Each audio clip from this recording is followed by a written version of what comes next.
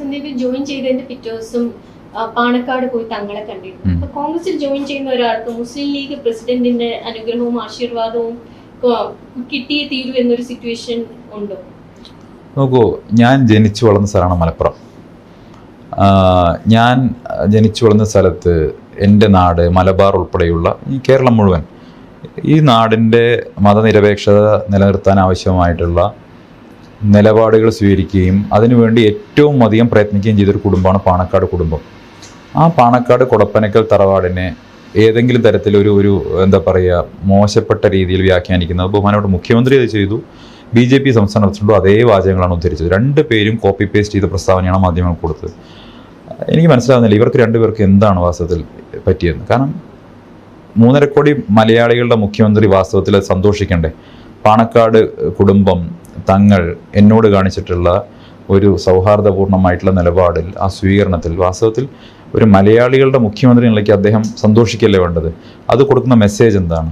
ഒരു സാമൂഹ്യ സമരസതയുടെ, ഒരു സൗഹാർദ്ദത്തിൻ്റെ, ഒരു മതേതരത്വത്തിൻ്റെ ഒക്കെ ഒരു മെസ്സേജ് കൊടുക്കുന്ന ഒരു മീറ്റിങ്ങിനെ എന്തിനാണ് ഇത്ര മോശമാക്കി കാണുന്നത്?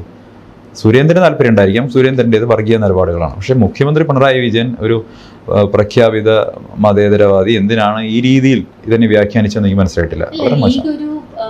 മുസ്ലിം ലീഗ് എന്ന് പറയുന്നത് ഒരു പൊളിറ്റിക്കൽ പാർട്ടിയാണ്. ആ പൊളിറ്റിക്കൽ പാർട്ടിയുടെ പ്രസിഡന്റ് ആണ് തങ്ങൾ. അപ്പോൾ ഒരു പൊളിറ്റിക്കൽ പാർട്ടിയുടെ പ്രസിഡന്റിനെ മറ്റൊരു പൊളിറ്റിക്കൽ പാർട്ടിയുടെ നേതാവ് വിമർശിക്കുന്നതിൽ അത്ര വലിയ തെറ്റുണ്ടോ? നോക്കൂ, പാണക്കാട് തങ്ങൾ കുടുംബം, കുടപ്പനക്കൽ തറവാടും അവർ കേവലം മുസ്ലിം ലീഗ് പാർട്ടിയുടെ ലീഡർ മാത്രമല്ല, അവർ കേരളത്തിലെ വലിയൊരു സമൂഹത്തിൻ്റെ, ഒരു സൊസൈറ്റിയുടെ ആധ്യാത്മിക ലീഡർഷിപ്പ് കൂടി അവർക്കുണ്ട്. മാത്രമല്ല അവരുടെ കോൺട്രിബ്യൂഷൻ, അവരുടെ ഈ കേരളത്തിനെ ഇന്നത്തെ കാണുന്ന കേരളമായി നിലനിർത്തുന്നതിൽ അവരൊരു കോൺട്രിബ്യൂഷൻ, അത് എല്ലാവരും അംഗീകരിച്ചിട്ടുള്ള കാര്യമാണ്. നമ്മൾ പലപ്പോഴും നേരിട്ട് കണ്ടിട്ടുള്ളത്. ഞാൻ ജനിച്ചു വളർന്ന സ്ഥലമാണ് പെരിന്തൽമണ്ണ അങ്ങാടിപ്പുറം. അങ്ങാടിപ്പുറത്തെ തളി ക്ഷേത്രത്തിൻ്റെ ഗോപുരവാതിൽ കത്തി നശിപ്പിക്കപ്പെട്ട കാലത്ത് അവിടേക്ക് എന്തും സംഭവിക്കാവുന്ന സാഹചര്യത്തിൽ അന്നത്തെ പാണക്കാട് ശിഹാബലി തങ്ങൾ കടന്നു വരികയും അദ്ദേഹം അവിടെ ഒരു സമാധാന ദൂതനായി കടന്നു വരികയും അവിടെ അദ്ദേഹത്തിൻ്റെ ഭാഗത്ത് നിന്നുണ്ടായിട്ടുള്ള ഒരു ഇടപെടൽ എത്ര പെട്ടെന്നാണ് ആ പ്രശ്നത്തെ ലഘൂകരിച്ചതും സമാധാനപരമായിട്ട് അന്തരീക്ഷം ഉണ്ടാക്കിയതെന്ന് എനിക്കറിയാം. അതുപോലെ 92 അടക്കമുള്ള സമയങ്ങളിൽ ഒരുപക്ഷെ മുസ്ലിം ലീഗ് ഏറ്റവും കൂടുതൽ വിമർശനം ഏറ്റുവാങ്ങിയ ഒരു ഘട്ടം കൂടിയാണ്. പക്ഷെ അവർ ഉയർത്തിപ്പിടിച്ചിട്ടുള്ള ഉന്നതമായ മതനിരപേക്ഷ ബോധം കാരണമാണ് കേരളത്തിൽ വലിയ തോതിൽ സംഘർഷങ്ങൾ ഉണ്ടാകുന്ന മാറി നിൽക്കുന്നത്. അപ്പോൾ അതിനെയൊക്കെ എല്ലാ കാലത്തും എല്ലാവരും അക്നോളജ് ചെയ്തിട്ടുണ്ട്. ഞാൻ അങ്ങോട്ട് പോകാനെടുത്ത തീരുമാനം എന്ന് പറയുന്നത് വളരെ കൃത്യമായിരുന്നു. അവിടെ അദ്ദേഹത്തെ കാണാനുള്ള എൻ്റെ ദീർഘകാലമായിട്ടുള്ള ആഗ്രഹമായിരുന്നു.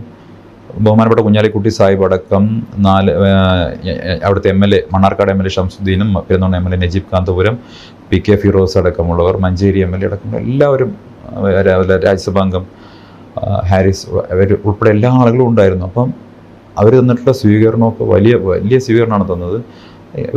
നമുക്ക് വലിയ എന്താ പറയുക ആശ്വാസമായിരുന്നു അത് അവരെ പോയി കണ്ട സമയത്ത് അവർ തന്നിട്ടുള്ള പിന്തുണ എന്ന് പറയുന്നത്. പ്രത്യേകിച്ച് ഒരു BJP എന്നൊരാൾ കോൺഗ്രസിലേക്ക് വരുന്ന സമയത്ത് മതന്യൂനപക്ഷങ്ങൾക്കിടയിൽ ആശങ്ക ഉണ്ടാക്കാൻ വേണ്ടി CPM ഒക്കെ ശ്രമിക്കും. അപ്പോൾ ആ ആശങ്കയ്ക്ക് ഒരു അടിസ്ഥാനവും ഇല്ലയെന്ന് എനിക്ക് മനസ്സിലായത് അവിടെ കിട്ടിയിട്ട സ്വീകരണം. നിങ്ങൾ പിറ്റേ ദിവസം എൻ്റെ വീടിന് തൊട്ടടുത്തുള്ള പാണക്കാട് കൊടപ്പനക്കൽ തറവാട് പോയത് കണ്ടു. അതിൻ്റെ തൊട്ടടുത്ത ദിവസം ഞാൻ പെരുന്നയിൽ പോയത് ആരും കണ്ടില്ലല്ലോ.